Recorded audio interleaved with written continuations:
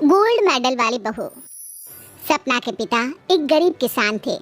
माँ पिता खेत में काम करते तो पीछे से सपना गांव के बच्चों के साथ हॉकी खेलती। एक दिन शाम को सारा दिन खेलती रहती है, ये नहीं कि छोटे भाई को संभाले। माँ पता है, मैंने आज हॉकी में पास के गांव के लड़कों की टीम को हरा दिया। अरे वाह वाह मेरी बेटी, शाबाश, ये ले कर रुपया, जा जाकर टॉफी खा ले। सपना खुशी से पिता के गले लग जाती है और बाहर चली जाती है। अरे तुम इसको बिगाड़ रहे हो, मैं ना इसकी शादी ही करा दूंगी। ऐसा कैसे शादी करा देगी? हाँ, अभी तो उम्र खेलने की है। माँ बड़बड़ करती वहां से निकल जाती है। लेकिन शाम को उन लोगों के घर कुछ लोग आते हैं। अरे राम सुखिया, जरा ये तो बतलाओ, सपना के बारे में क्या सोचा है? अरे क्या सोचना है मास्टर जी, पढ़ रही है, जितना पढ़ सकती है पढ़े, फिर शादी करवा देंगे, कोई अच्छा सा गांव का ही लड़का देख लेंगे। अरे तुम तो उसके पिता हो, तुमको कुछ नहीं पता? माँ घबरा जाती है। अरे का मास्टर जी, का पता नहीं, का हो गया? हम तो इससे पहले ही बोल रहे थे कि लड़की की जात है, संभाल लो। अरे भाभी जी, आप भी ना कभी अच्छा भी सोच लिया करो। अरे सपना क्या खेलती है हॉकी, बड़े से बड़े आदमी भी नहीं जीत पाते हैं उससे।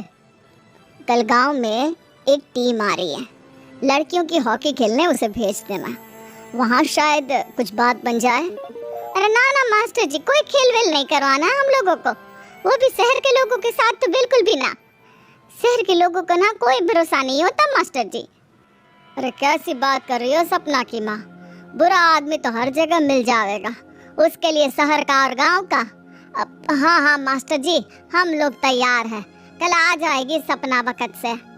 माँ के लाख मना करने पर भी पिता सपना को हॉकी टीम के लिए भेज देते हैं।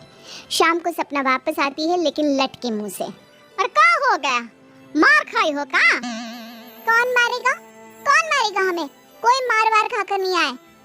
अरे फिर शकल पर 12 क्यों बजे हैं, बताओगी? देखो माँ, आप समझोगी नहीं, बताकर फायदा क्या है?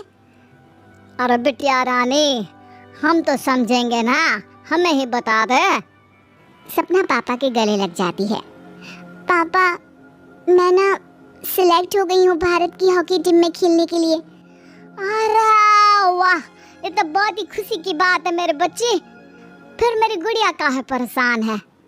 पापा, मुझे दिल्ली जाना पड़ेगा आगे की प्रैक्टिस के लिए। माँ जो सारी बात सुन रही होती है, जोर से चिल्लाती है। एक पैसा नहीं है मेरे पास, समझी? कुछ नहीं दूंगी। शादी के लिए लड़का फाइनल भी कर दिया है, कल्ले का बेटा, वो शादी कर लेगा तुमसे। सपना पिता की ओर देखती है। अरे देख सपना, खेलने दिल्ली जाना है तो सिर्फ इसी शर्त पे कि आकर कल्ले से बेटे से चुपचाप शादी कर लेगी, बोल। अरे ठीक है ना, कल्ले का बेटा तो बहुत ही समझदार है, सरकारी नौकरी है उसकी, मान गया वो तो सपना शादी कर लेगी। सपना भी धीरू, जो कि कल्ले का बेटा था, उसे जानती थी। वो मन ही मन सोचती है कि शादी तो वैसे भी होनी है, लेकिन माँ की ये शर्त मान गई तो जीवन जीने का एक मौका तो जरूर मिलेगा। हाँ हाँ, मुझे मंजूर है। तो कल मैं उन लोगों को बुला लूं? पिता और सपना दोनों एक दूसरे को देखते हैं। अब माँ ठीक है ना, बुलाने की क्या जरूरत है, वो लोग पसंद कर रहे हैं ना मुझे, वही ठीक है। बस आप तो मेरा दिल्ली का बैग पैक कर दो। सपना दिल्ली जाती है, दिल्ली टीम के लिए खेलने के लिए। सपना खूब अच्छा खेलती है और गोल्ड मेडल जीत कर आती है। जब वो गांव आती है तो उसका जोरदार स्वागत होता है। हर कोई सपना सपना चिल्ला रहा होता है। और सपना के पापा, तुम्हारी बेटी ने तो गांव का नाम रोशन कर दिया है। गांव की तरफ से तुम लोगों को गांव में पक्का मकान और सपना को परिषद में पक्की नौकरी देने के लिए हम तैयार हैं। अरे वाह वाह, पक्का मकान, ये तो बहुत अच्छी बात है, लेकिन सपना की नौकरी नहीं चाहिए हमें। हाँ, कैसी बात कर रही हो सपना की माँ? लड़की की नौकरी रहेगी तो अपने पैरों पर खड़ी रहेगी, किसी के आगे झुकने की जरूरत ना पड़ेगी। अरे चुप रहो, हम तो नौकरी ना करते हैं, पर मजाल है कि किसी के आगे झुके हो। ना ना, हमारी बेटी नौकरी नहीं करेगी। पिता लाख समझाते हैं लेकिन माँ नहीं मानती। और फिर वो दिन भी आ जाता है जब सपना को अपने कहे अनुसार लड़के से शादी भी करनी पड़ती है ससुराल में। ए बहू, तू रोज रोज सुबह कहाँ जाती है? घर का सारा काम निपटा कर कहाँ भागती है? माँ का घर तो पास ही है, वहीं निकल जाती है क्या? नहीं माँ जी, मैं हॉकी खेलने जाती हूँ, मुझे खेलना पसंद है। खेलना पसंद है? अरे कैसी बात कर रही है बहू? शादी के बाद तो कोई लड़की खेलती फेलती नहीं है, वो घर का काम काज देखती है। सपना कुछ नहीं कहती। वो एक रोज कमरे में अपनी अलमारी ठीक कर रही होती है कि तब सुनो, वो जो लटक रहा है ना, क्या बोलते हैं उसे? मेडल। सपना पति की बात सुनकर खुश हो जाती है, उनके पास जाती है। मैं सोच ही रही थी कि तुमने कभी पूछा क्यों नहीं। ये मेडल है, मैंने जीता है। पता है, हॉकी में बड़ा मैदान, बहुत से लोग, 2 टीम और फिर शुरू होता है जुनून। पता है, लगता है जैसे बस जिंदगी यही है, खेलते रहो, भागते रहो, दौड़ते रहो और लक्ष्य को पालो।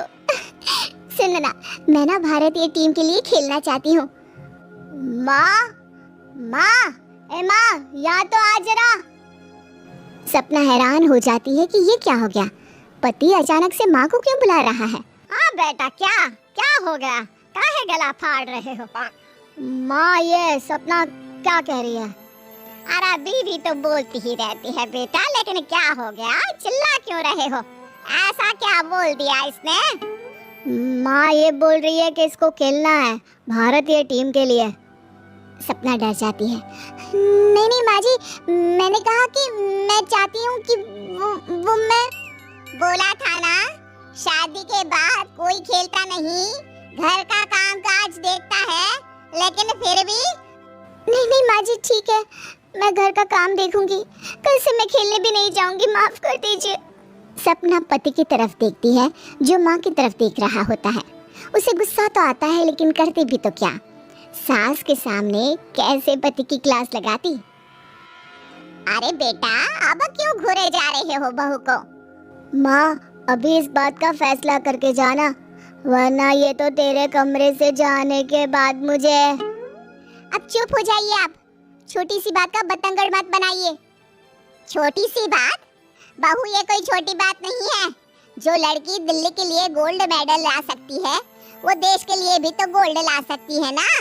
हम लोगों को किसी चीज की कमी नहीं है बहू, घर का काम तो कोई भी कर लेगा, लेकिन देश का नाम रोशन करने के लिए सपना चाहिए। जा बहू, तेरी ट्रेनिंग का सारा इंतजाम तेरे पति ने कर दिया है, जा खेल और देश का नाम रोशन कर। सपना की आंख में आंसू आ जाते हैं। वो सोचती है कि बेटियों को मायके के साथ अगर ससुराल में भी सहयोग मिले तो ऐसा कोई काम नहीं जो वो नहीं कर सकती है।